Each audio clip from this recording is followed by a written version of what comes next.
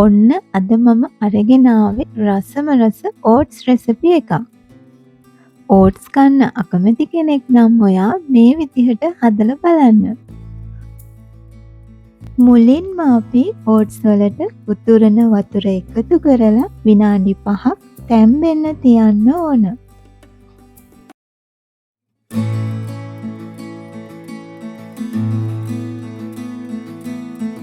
විනාඩි 5කට පස්සේ වතුර ටික හොඳින් පෙරාගෙන පැත්තකින් තියාගන්න. ඊළඟට අපිට අවශ්‍ය වෙනවා ඉඟුරු, සුදු ලූණු, බී ලූණු, carrot, leeks, bell pepper. Bell pepper නම් අත්‍යවශ්‍යම නැහැ. තියෙනවා නම් එකතු කරගන්න පුළුවන්. ඊළඟට තඹගත්ත චිකන් සහ බිත්තරයක්. මෙන්න මේ ටික තමයි අපිට අවශ්‍ය වෙන්නේ. දැන් පෑන් එකක් ලිපේ තියලා රත් වුණාට පස්සේ පිරිසිදු පොල් තෙල් මේස හැන්දක ප්‍රමාණයක් එකතු කරගන්න ඕන. තෙල් ටික රත් වුණාම ඒකට ඉඟුරු, සුදු ලූණු එකතු කරගන්න.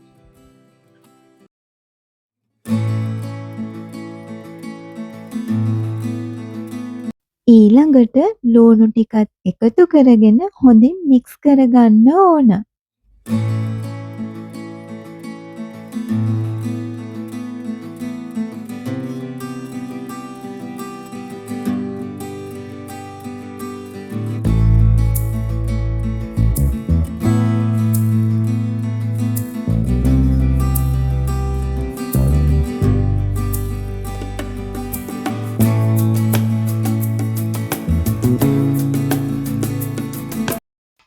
මෙන්න මේ ගානට ආවට පස්සේ අපි කපාගත්ත කැරට්, බෙල් පෙපර් සහ තඹගත්ත චිකන් ටික එකතු කරගන්න ඕන.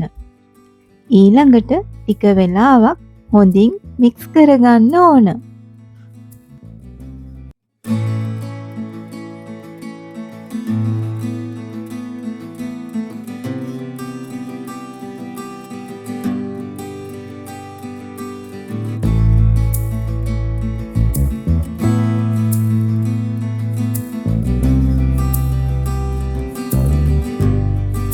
ඊළඟට අපි රසායනව ලුණු, කුරුඳු කුඩු, කහ කුඩු, ගම්මිරිස් කුඩු ඒ දේවල් එකතු කරගන්න ඕනේ. ඔයා වැඩිපුර සැරට කන්න කැමති කෙනෙක් නම් ගම්මිරිස් කුඩු ඔයාලගේ රසායනව එකතු කරගන්න පුළුවන්. දැන් අපි මේ ටික එකතු කරගෙන හොඳට මික්ස් කරගන්න ඕන.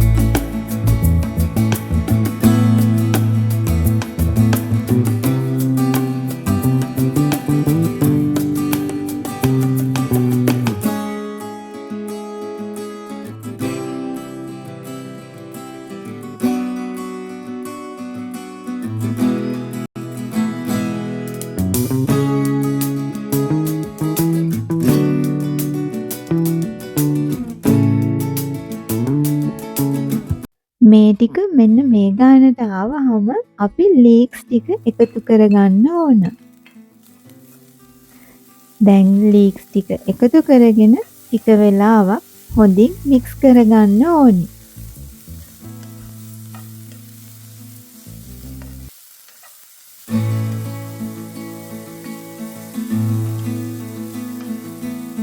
ඔන්න දැන් තමයි අපි තඹගත්ත ඕට්ස් ටික එකතු කරන වෙලාව. අපි ඕට්ස් ටික එකතු කරලා හොඳින් මික්ස් කරගන්න ඕන.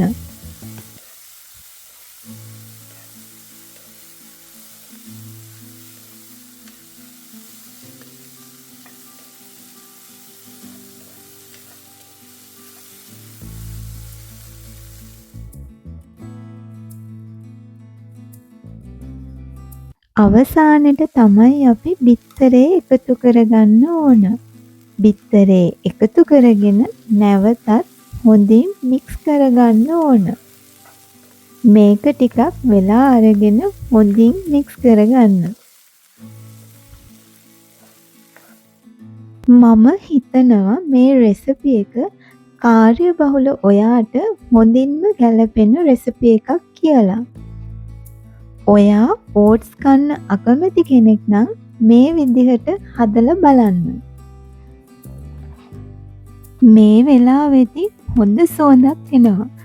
ඔයා ඩයට් කරන කෙනෙක් නම් ඔයාගේ ඩයට් ප්ලෑන් එක ඇතුලේ තියාගන්න ඕන රසම රස රෙසිපි එකක් තමයි මේ.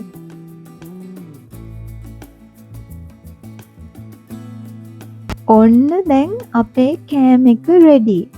හරිම සුවඳයි මේ වෙලාවේදී. දැන් ඉතින් රස බලන වෙලාව. ඉතින් අදට මම ගිහිල්ලා එන්නම්. ඔගොල්ලෝ හැමෝටම තෙරුවන් සරණයි. ජේසු පිහිටයි.